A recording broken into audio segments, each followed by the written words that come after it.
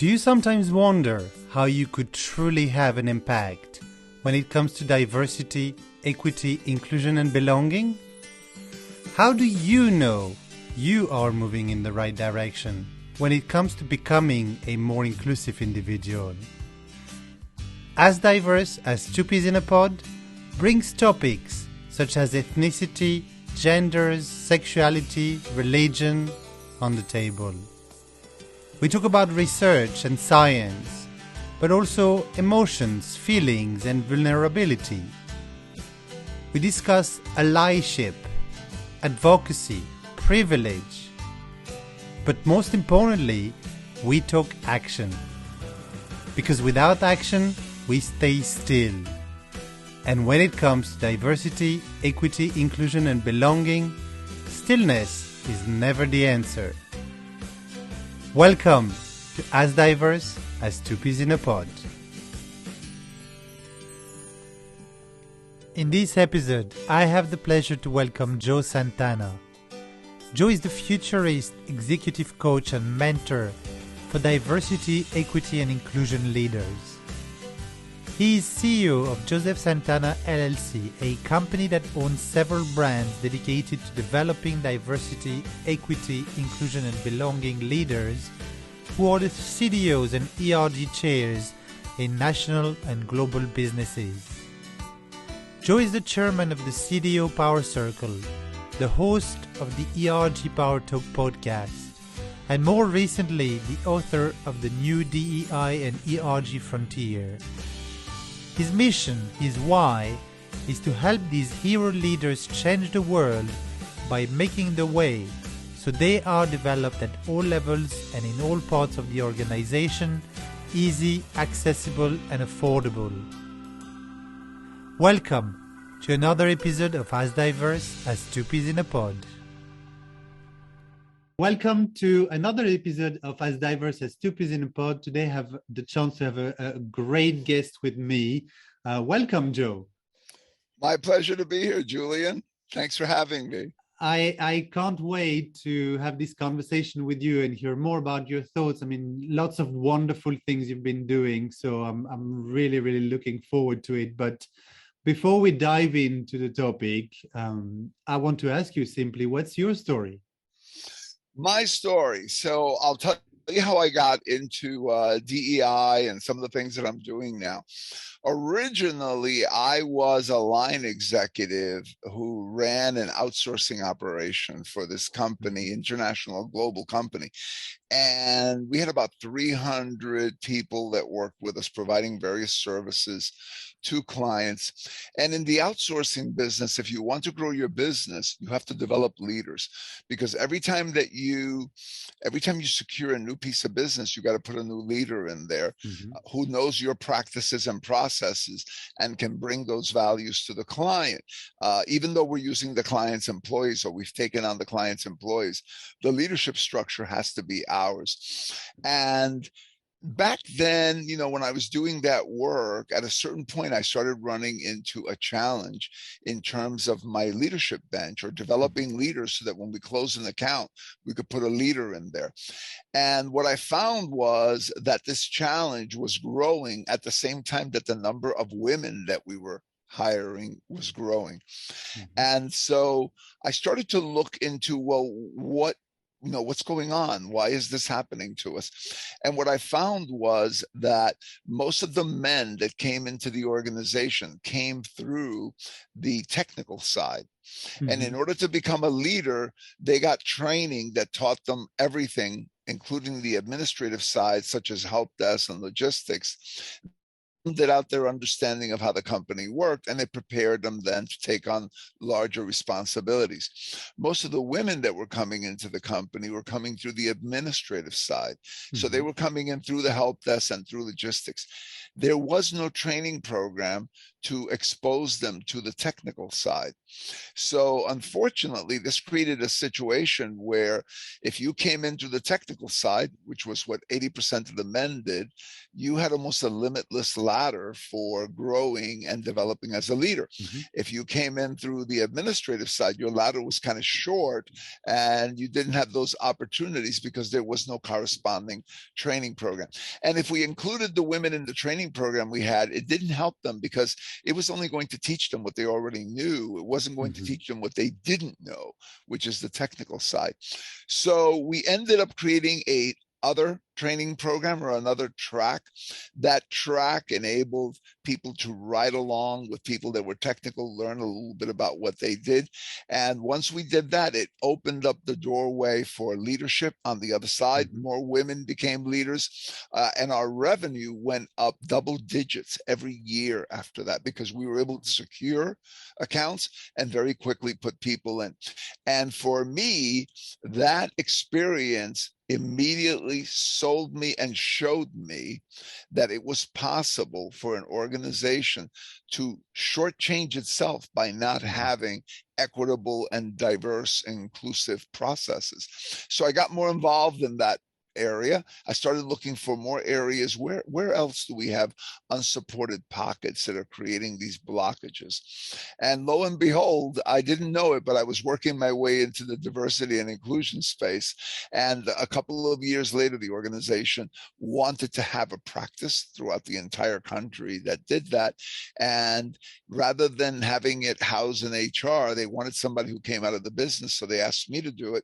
And it just became not only a labor that I enjoyed doing, but a real passion for me, and had quite a lot of success in the area. And then later on, when I left corporate, I decided to continue training and developing leaders in that space, because I think that that space has a lot more value, not only for people, but for the organization and for everyone overall, if we pay attention to it and we properly address it.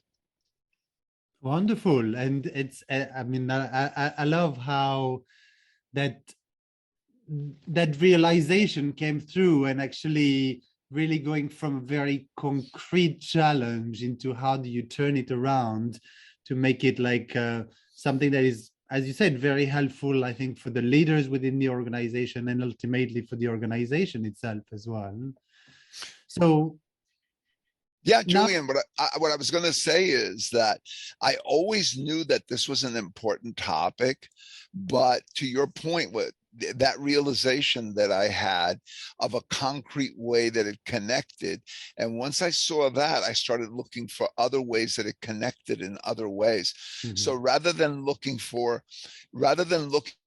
answer the question, how do I make a business case for diversity, equity, and inclusion, what I would look at is, when I was looking at an organization to work with them or within my own corporate role, I would look at the organization or the setup, and I would ask myself, what elements are missing here that, if introduced, would improve this organization for the sake of the organization as well as the people in it?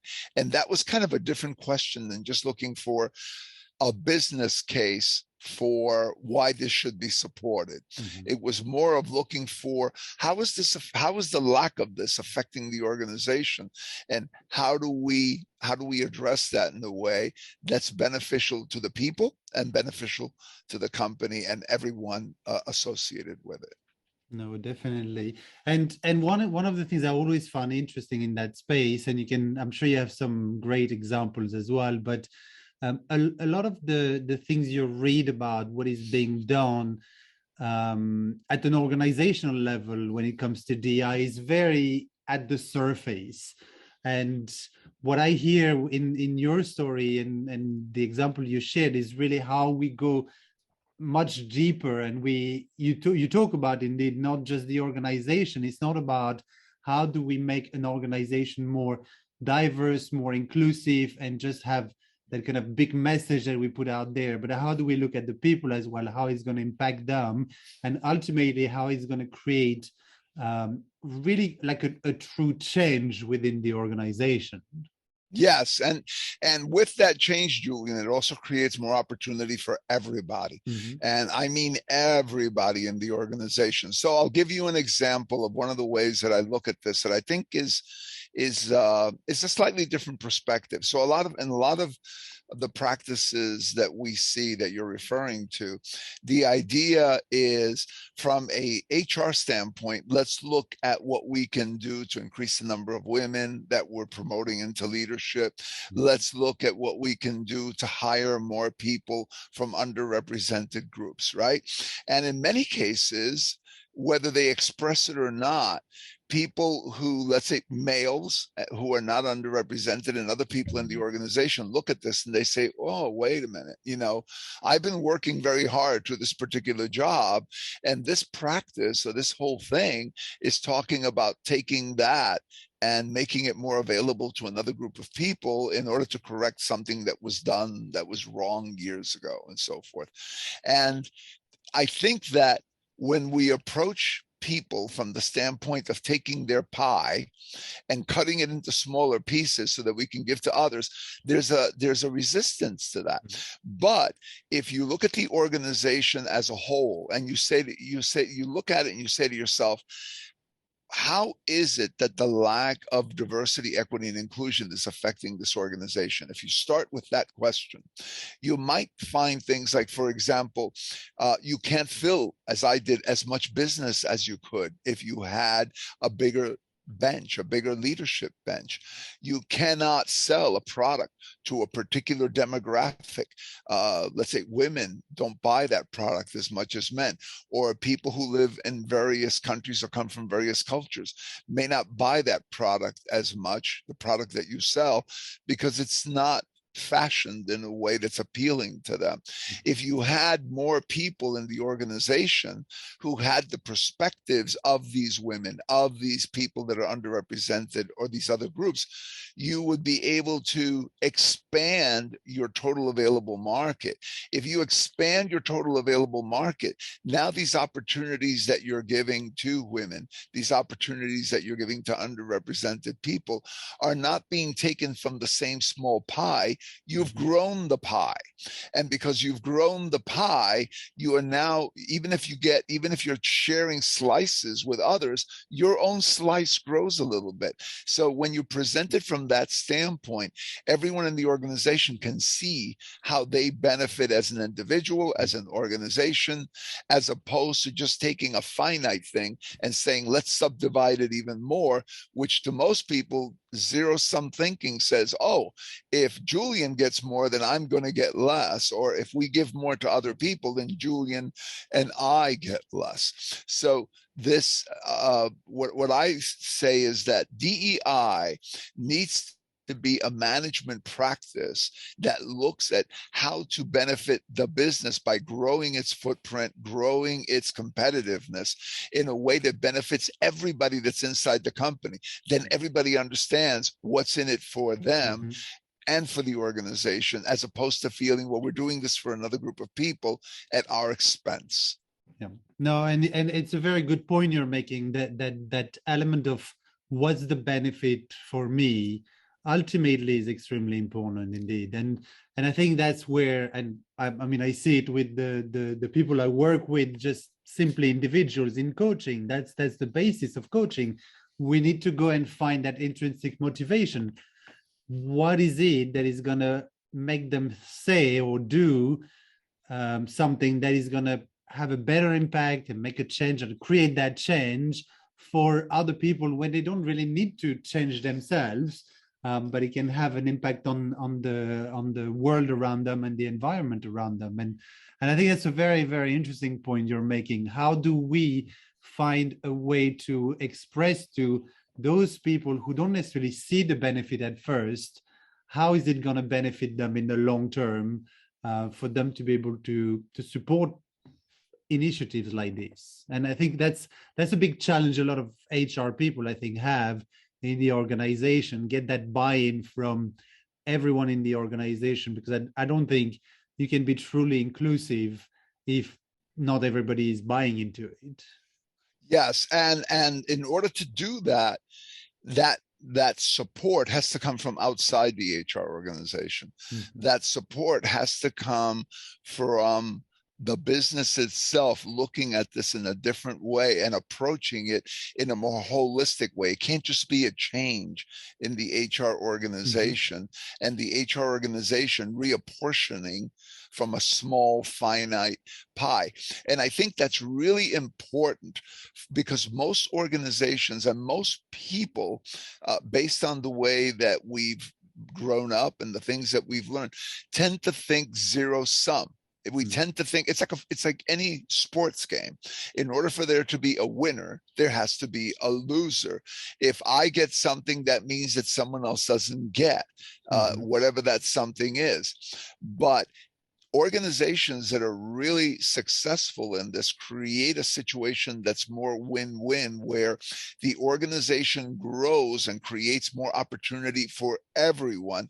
And in that rising tide, the people who are underrepresented, the women and so forth, they're going to go up, but so is everybody else. So everybody then feels like, okay, we're building something bigger that benefits all of us by bringing all of these other people in, as opposed to now we have to share our resources with a larger crowd of people, which is what zero-sum thinking. And I always like to say, zero-sum thinking is the enemy of diversity, equity, and inclusion. If you're in an organization where everyone is thinking zero-sum, and you come in and you get hired and you're working with HR or some group and you're talking about how we're going to hire more women and so forth, you're going to get quiet resistance, if not overt resistance, because people see that as more of our resources have to be shared with more people. If you get the organization to think in terms of non-zero sum, we're going to grow the resources, we're going to grow the boat as a result of bringing these people in. Now these people are an additive to the organization and to everybody who's there, as opposed to being others who are going to vie for the same resources. I love it, and it's so interesting. Actually, I never thought about it like this, but I think that's definitely something I'm going to keep in mind. That zero sum, and how do you step away from it? Because I think it's applicable in so many things of life. Because, as you said, I think naturally, probably as human beings, this is how we think. But yeah, that's definitely something I'm going to put on my list of things to reflect on, and how can I apply it in my day-to-day life as well. So going a little bit more in concrete, I'm an HR person. I want to do something. I clearly realize that I need to do something, and I don't know where to start. I come to you and I'm like, Joe, I don't know where to start. Where would you start in an organization to create that change? Yeah, I think one of the first places to look to create the change is, as I mentioned before, look at the organization and ask yourself, what market opportunities is this organization missing as a result of its current state? So if its current state is it doesn't have that many women in leadership, or it doesn't have that many people of a particular demographic or group that are part of leadership, it doesn't connect with all the employees that it has, even if it does have a diversity of employees, it doesn't hear all those voices. What is that translating into? What missed opportunities are there?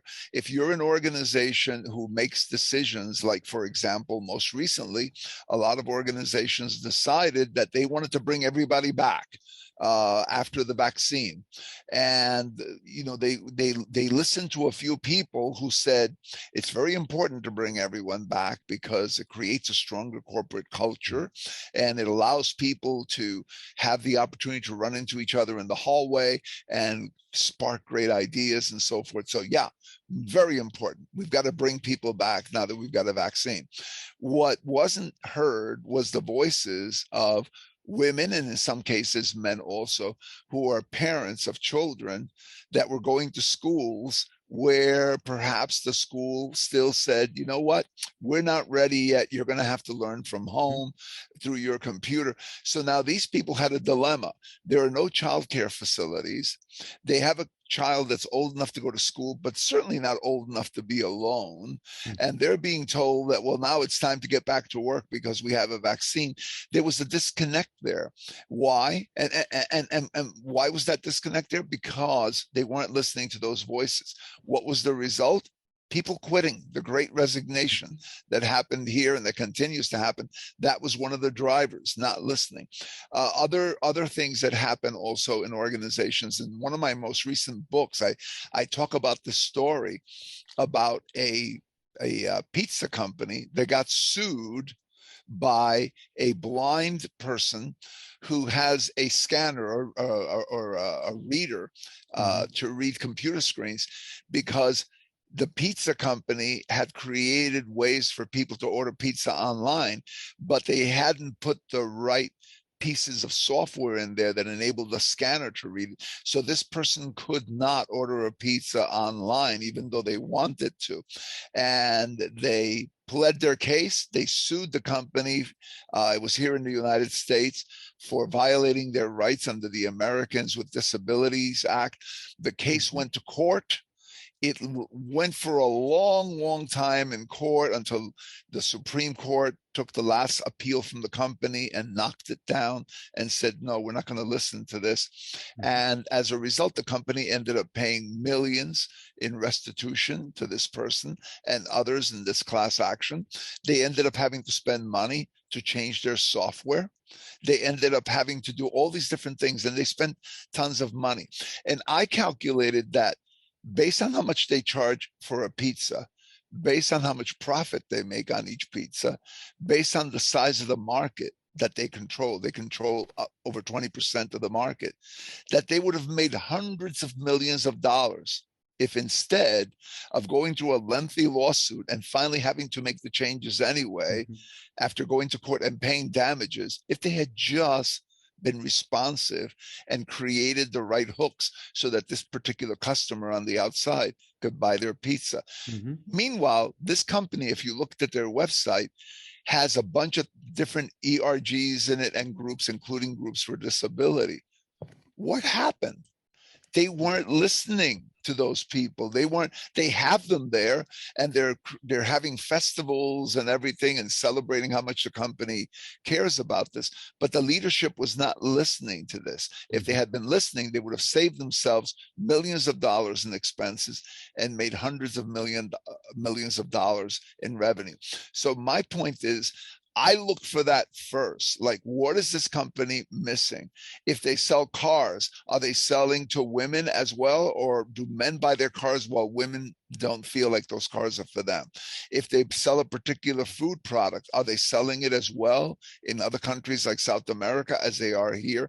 What are the opportunities that they're missing by not having these other voices? Whether it's loss of employees, loss of business, or just a general poor decisions that are made because of blind spots. Once you identify that, then from that you can work back and say, okay, if we increase the number of women in the company, the women in leadership or people of this underrepresented group, this is what they can contribute that will help us to function better, that will help everyone who's in our company.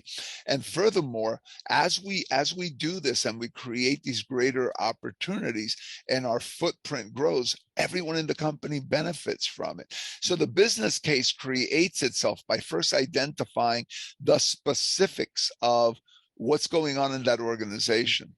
And then we go to the HR part. If you go to the HR part first and say, okay, we need to hire more women because we don't have enough women, we need to do this.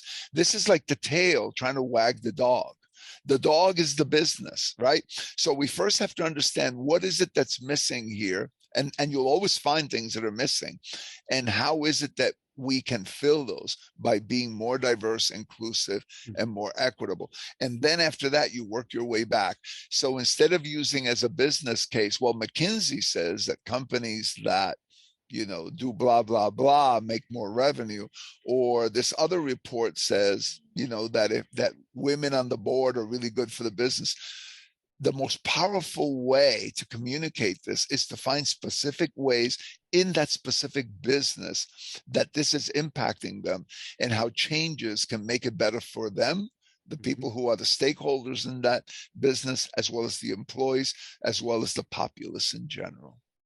Wonderful, wonderful. I mean, I love these ideas, and it's true that it's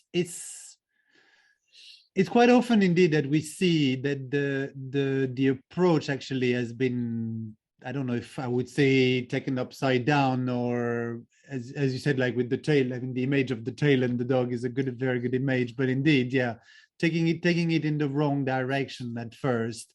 And again, I mean, good example you gave there, where there is so much money that can be lost or not made by actually not doing it right. I wonder actually how many pizzas that represents, that whole amount of money that they've lost through the lawsuit. I think that would impress my daughter very much, who loves pizzas. I actually do the calculation in the book. I don't have it in front of me right now, but in one of the chapters, I do the calculation, and it's like this huge $100 million number versus the lawsuit. And it's an example of how we are losing money and losing opportunity for everyone as a result of some of the practices and the lack of the practices. And, you know, Julian, I think that one of the things that creates that, or unfortunately drives that, is the fact that in most organizations, what triggers leadership to say, oh, we have to do something about this, is the need to comply with certain laws. So, for example, the government turns around and says, you need to have more women. And we're going to set up, you know, I think in Europe, they set up a number at a certain point for leadership and for boards. Or in the United States, they have to report in how many people they have that belong to various categories on an annual basis. And so what happens is leadership sees this, and they go, oh, this is about people and about this, let's give it to HR. Then HR takes it, and HR's focus is, how do we comply? How do we fill out an affirmative action report that shows that we're doing the right thing, that we're making an effort? Or, you know, how do we reach this particular goal, this particular number of having 30% women in a management team? And what's not looked at is, how does this actually affect the business beyond, you know, the studies that are done that say, well, 30% growth and so forth. Well, that 30% growth, or that increase in revenue, or these different increases, they don't come by happenstance. They don't come because I've hired so many Blacks, so many Asians, and I have so many women, and voila, my revenue goes up. It happens because of strategic thoughtfulness in terms of, what do we need as a company, and how do we leverage all the people that we have here in order to be able to expand the total available market, or our ability to serve a larger group. One of my clients is a health and hospital organization called Freighter, and they basically leverage the groups that they have and the voices of the different people that they have in the organization at all levels, including leadership, in order to be able to attract the best talent.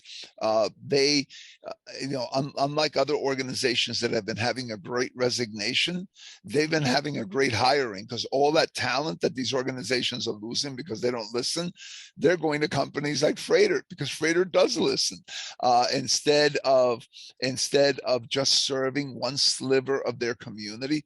Their health and hospital organization listens to these different voices and finds different ways to serve different communities, whether that's the LGBTQ community, or women, or African Americans, or Asians. It basically listens, and as a result, it expands its ability to serve its patient base. It expands its ability to provide opportunities for its employees, and it expands its ability to understand and continue that growth pattern by engaging the entire community around them. But that requires a switch where now you are leveraging HR as a partner in doing this, as opposed to saying to HR, here, you own this, do it all on your own. And then HR, within its limited scope, because it can't change who you sell to or who you serve, it can only deal with the employees. Basically, what it looks at is things like, well, how do we create a program to hire more women? How do we do this? How do we do that? How do we redistribute the resources that we have? Because that's the domain of HR. And it's extremely interesting, actually. You're saying that, I mean, you saying it out loud gave me that realization. We are asking HR to do that work, but actually, if we want to have a strategic vision and approach that actually is going to impact the entire organization, we're asking a small group who is ultimately not really diverse and in some ways inclusive, if it's just HR, to actually roll out a diversity program. And we're not including the other departments and how it's impacting them. And whoever else inside and outside of the organization should be part of that bigger discussion. And as much as I'm sure most HR teams want to do the best job ever, we're not giving them the tools for success by just telling them, go and do it on your own. We're not even creating that diversity within that specific initiative that is about diversity. Exactly. It's an uphill fight for people within the HR group in many cases, because they're literally, asked to do this. And in many cases, the best that they can do is look for compliance or look for ways to make the employees that are there more engaged. All the different things that HR does to manage people and to help people become more engaged with the organization. But what they cannot do is they cannot motivate the business person to engage in this as part of their business. It becomes hey, person who heads up operations, you need to have more women on your management team. And that's because some spec out there from a study says that if you have more women, you make better. It all sounds very fluffy and very, smoke and mirrors. Whereas if you involve the operations person, or let's say the salesperson, and you say to the salesperson, okay, let's break down your sales by demographics. Let's break down your sales by region. So tell me, how come our product is not selling as well here? How come this particular group is not buying our product or our service? What perspective are we missing? What is it that we are not doing that we could be doing that could expand that market? Who do we need to talk to do that? And then we roll back, and then we also engage HR and say, hey, you know what? We want to be a top producer in this particular area, and we need more perspectives in this area. And now there's a better partnering. There's one pharmaceutical organization here in the United States that several years ago, they started engaging their resource group leaders in learning why their medications did not sell that well to certain groups that, in the population of the United States. So when you go to a doctor and the doctor prescribes a medication, that goes to a pharmacy, the pharmacy prepares it. But if you don't go to pick it up, or I don't go to pick it up, it goes back into inventory. So they can track that, and they can see like, wow, there's a certain group of people or groups of people who get a script for something, which is the product that we sell, but they never come and pick it up.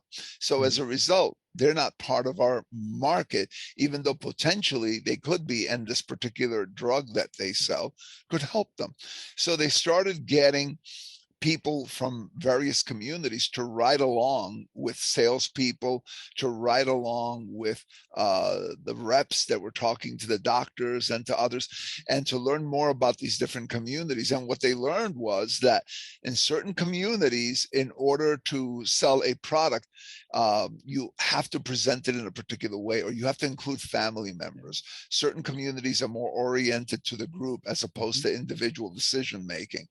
They also learned that some of the advertising that they were doing very intensely in certain channels were only being seen by certain groups and not seen by others. So they found out what channels or what type of programming this other group watched, and they started investing. They started taking some of the investment from here and moving it over here in order to spread their message out to a broader audience.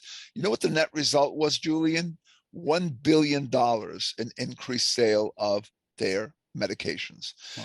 That pharma company made $1 billion just by listening to other people. And now it becomes very clear to this company, this is why we need to have more of these people in leadership. This is why we need to have more women doing it. It all becomes very clear because they could see it. Oh, this is, so when we have our strategy where we decide, hey, we want to grow our business by 20%, this thinking about who's at the table, who we're going to be engaging, has to include all these diverse pockets, because that's part of how we get to that strategy. And now HR has a better platform to stand on when it puts its programs in place to do what they do, because now that's happening in concert with things that the business is doing as well. Makes sense. Makes complete sense, definitely. Wow. Lots of really, really interesting things already, but I'm sure you have plenty of others to share. You have a podcast, you have a new book as well. What are some of the other learnings that you got? Because I know the podcast for you as well is, if I remember well, a platform to be able for you to kind of listen to some of these people out there that are working in their own fields as well, and I think it brought one of your books to life as well through that. So what are some of the really, really interesting learnings that you want to share with us that organizations should definitely be hearing? Yeah, one of the things that I love doing the podcast. I also have another group I meet with chief diversity officers, and we also have these sessions called Sharpening the Axe, which is exactly like it sounds. And the idea for Sharpening the Axe came from a quote from one of the American presidents, Abraham Lincoln, who once said that if he had 6 hours to chop down a tree, he would spend the first 4 sharpening his axe. And that makes a lot of sense, because if you take a blunt axe and you whack a tree, you could be there for hours and make a little dent. But if you take some time to sharpen that axe, you hit it 1 or 2 times and it comes down, right? So that's another group that I meet with. And essentially, I love teaching and coaching people that are leaders in this space, but there's, as you probably know, as a coach yourself, there is a reciprocal relationship, because I learn from them just as, they'll learn from me. And I bring in guests and we chat about different things, but in the process, I also learn a lot by having conversations with people that are in these jobs, in corporate roles right now. And one of the things that I was following very closely a while back was this whole idea of how technology was affecting the world around us, how it was changing businesses. And originally, I was going to write a book on how artificial intelligence is impacting the workplace. But over the last year and a half or so, after I did the research for the book, I realized from conversations with different people that I had on the podcast and on the other Sharpening the Axe program, that the need was bigger than that. The need was, how is all this rapid disruptive change that includes AI, robotics, and all these other things, how is that changing how we work and how we we live, and what does that mean for DEI practices specifically? So an example of that is this. Prior to the pandemic, only 6% of the people working in the United States work remotely. A full 94% reported to some work site or office to work on a regular basis. After the pandemic, 35% of the people that were in these workplaces became remote. And people who had to show up had to do even bigger shifts because you couldn't overpopulate certain buildings and so forth. So that created a change that accelerated something that we were moving toward, which is more remote work. Right after the pandemic, about 24% of those people remained remote. There was an increase in the number of people that were working shifts. And there's also been an increase in the number of people that are working completely asynchronously. They're not in the same place nor at the same time. They work by communicating with each other through things like Doc, through email.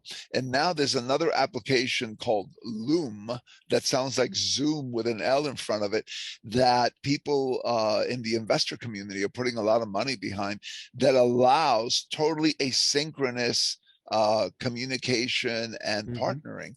So clearly these investors think that this is going to take off. But what that means is that our workplace, that used to mean 94% of the people were in one place. In that workplace, many HR practices, many of the DEI practices, many things were built around the premise that everybody is in this campus. Well, that premise is no longer true. So how do you maintain a diverse, inclusive, equitable population and even other HR practices or people practices? How do you now maintain those when you have people that are spread out through a workplace that's 4 dimensions across? Now, those dimensions are not brand new, but what's happening is that in the past, you had 96% of everybody, right, in the same place at the same time. And even if you ignored the others, which a lot of people in the other spaces felt ignored, it was only like a small percent. That's not true anymore. So how do you create practices that now create a culture, create equitable and inclusive practices around a distributed workplace? The workforce itself is changing. A couple of years ago, almost everybody who worked for a company was an employee with maybe a few temps. When someone was out on maternity leave or someone was out on, because they had an accident or they were sick, right? Today in the United States, 40% of the workforce is contingent. They're not employees. They're temps. They work as contractors, et cetera. And that number is projected to grow to 50% by the year 2030. Okay, again, the question, how do you then put practices in place that engage people and create a culture using practices, not like the ones we had in the past that assumed that 90% of the people are employees, but practices that take in the reality that maybe half of your people are not employees, and you can't ignore that. It's too big a number now. So again, and now you have AI, which is the thing that I started with, making decisions about who gets hired, how much they should get paid, how they should be promoted, what projects they should be on. There are AI tools that are growing exponentially every day that take over all these decision-making roles. And those AI tools in many cases are more biased than people. So we're spending millions of dollars teaching people about unconscious bias. In the meantime, the decider as to who gets into the short list is no longer the person you trained, it's a machine, right? So how do we address that? So those are the kind of things the book looks at, is how do we address rapid exponential change that's happening now so that we can get ahead of the curve. And it's happening so fast now that it's not enough to wait to go to the conference and talk to your colleagues and learn about the next best practice. Now we need to be proactive, and we need to be like futurists that look ahead and see what's coming and prepare for it before it arrives. So that's what the book is about, and the podcast and everything else really contributed a lot to it in terms of giving me the opportunity to talk to some pretty smart people that were, on the ground and engaged. I have a live audience when I do the podcast. So after I do the interview, I also listen to the kind of questions that some of the audience members ask, because those give me clues into the direction that things are going. And it's been great. But the idea behind the podcast and the sharpening the axe and those programs is, I feel it's really important to provide training and to provide development and to provide insight to people who are in the field of DEI at all levels, from the CDO, the executive sponsor, the resource group leader, all of them. But in the meantime, I'm also the recipient of their wisdom as well. Yes. And so that book is basically a combination of my research and their insights that have shown me that, it's really important that we start to prepare for this now, because if we don't, Julian, what may happen is we may end up living in a world that looks more like the 1950s because of the machines and how they're being codified, by whom they're being codified, and the way that they're being used and trained to make decisions. That in the meantime, while we're working in this world over here on the things that were happening for the last couple of decades, this new world is being built in using these other tools that will change everything that we're doing. And we need to get ahead of that if we want to keep making progress in DEI. And it's going to come fast as well. I mean, you were talking about 2030 for 50% of the population not being an employee. If we look at that, 2030 is going to be around the corner. 2050 is going to be around the corner as well. So you're right. I think there's a lot that needs to be done now and to be thought about. So I'm glad that we have people in this environment looking into that and thinking about what are some of the things we can do as organizations, but as individuals as well, to make sure that we're ahead of the curve and we're thinking what's next, what's coming next, and what do we need to do to make this environment and this world more diverse and inclusive. Yeah, and to your point, Julian, in terms of speed, just think about this, right? In 1919, around that time frame, the Spanish flu virus was first identified. It wasn't until the 1940s, or 3 decades later, that a vaccine was developed. In 2019, COVID-19 first appeared. 300 days later, a vaccine was developed. And scientists are now talking about creating a vaccine in 100 days. So to your point, the speed of change, the speed of all these different things is compressing, and exponentially becoming faster. In Tokyo, they opened up a cafe with robot avatars serving the clients. Less than 20 months later, a real restaurant was open doing that, a real cafe. So in the 20-month period, we went from a lab experiment to an actual practice. And what that means is that today, AI is scanning resumes. In a few companies, they're actually doing the initial interview through chat. By next year, that will be commonplace, because organizations will see the cost benefit of having a machine do that, because a machine can conduct 100 interviews at the same time and very quickly prepare the minutes and the notes and present them to the decision maker. So the speed of change is compressing faster and faster. And that means that we have to become nimbler in terms of understanding the implications of those changes for our efforts. Otherwise, our efforts will be falling behind, as it were. Yeah, absolutely. No, very true. Thank you. And thank you so much for sharing that.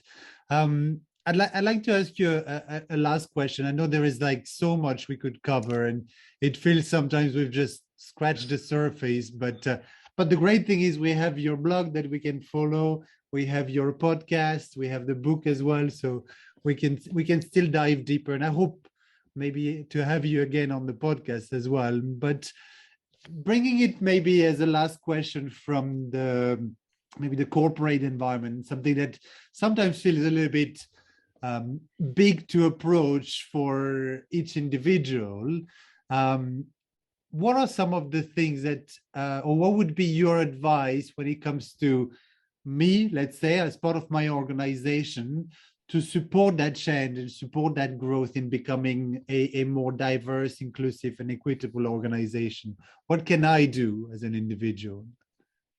Yeah, I mean, I think that everyone in the organization can be and should be involved, and everyone, regardless of what role they're in, can contribute. One of the ways that people that are within the organization contribute sometimes is by identifying opportunities to create more equity.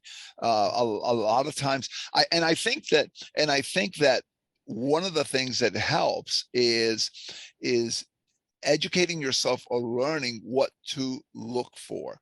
A lot of times, let's say, for example, you're a woman and you're joining a sales organization in a company. It might be good to look at the practices and the processes that are in place and ask yourself honestly, does this support me as fully toward my success as it supports my male colleagues? Mm-hmm. And I will tell you that the chances are you're going to find a lot of opportunity for improvement. Why? Because most organizations and their practices and policies, especially here in the United States, they were built back in the 1950s, mm-hmm. when most men had a stay-at-home wife, and the pricing of everything, houses and everything, was such that one man with one salary could generally afford to have a wife at home and a couple of children, and that one salary carried everything. That's not true for anybody anymore, right? But the rules of what's deductible in terms of expenses, what can you present for a reimbursement report, a lot of those were created back then. So being aware of the fact that these organizations were built when they were built, you can contribute your perspectives by looking at the organization and coming up with ideas about, hey, how can this organization be more supportive of me or my community, mm-hmm. whatever that community is, and contributing those ideas to the right people in your organization from the standpoint of not just that you're helping me, but that by doing this, you're actually expanding my ability to serve in this organization. So that's any individual at any level can look at the organization with that lens and say, what are the opportunities here to improve my ability to perform, my ability to be on a solid foundation, to be the best that I can be, and providing that feedback. As you move up through the organization, if you're a manager, you can basically pay more attention to the different voices around you and truly listen and look for learning opportunities. Look for where your blind spots are that someone else can fill in. And that goes true all the way up to the top of the organization. If you're in an organization, you're in a leadership group, and you've got a meeting of all your key people that are there, even if you're head of HR is, let's say, a woman, and your head of operations is a Black man and so forth, you still don't have all the perspectives in the room, because different women, depending on their socioeconomic conditions, have different things going on in their lives that are obstacles or opportunities that can be either leveraged or need to be addressed in order for that person to be fully engaged. So you have to look for different ways to listen to those different pockets, mm-hmm. and to connect with those different pockets if you're in leadership, so that even though everybody's not at the table, you can hear all the voices. And if you're in the organization, as I mentioned before, make sure your voice is heard and look for those opportunities to improve the way that the organization can support you and your community in being successful in helping the whole overall organization to be successful. Wonderful, wonderful. And I hear a thread here, open your ears and open your eyes. Yes. Yes, Definitely. that is a good succinct way of putting it. Open your ears, open your eyes, regardless of where you are in the organization. Your voice is important, and your voice can help all of us to do better. Mhm. Indeed. Joe, thank you so much for being part of this podcast. I've really, really enjoyed our conversation. I can't wait to listen to more of your episodes as well. And again, once more, thank you so much. My pleasure, Julian. Thanks for having me. It's been a pleasure. Thank you so much for listening. If you enjoyed this episode and you'd like to help support the podcast, please share it with others. Post about it on social media or leave a rating and review. We'd love to hear from you. To catch all the latest from us, you can follow us on Instagram, Facebook, or YouTube at As Diverse as Two Peas in a Pod. Thanks again, and I'll see you next time.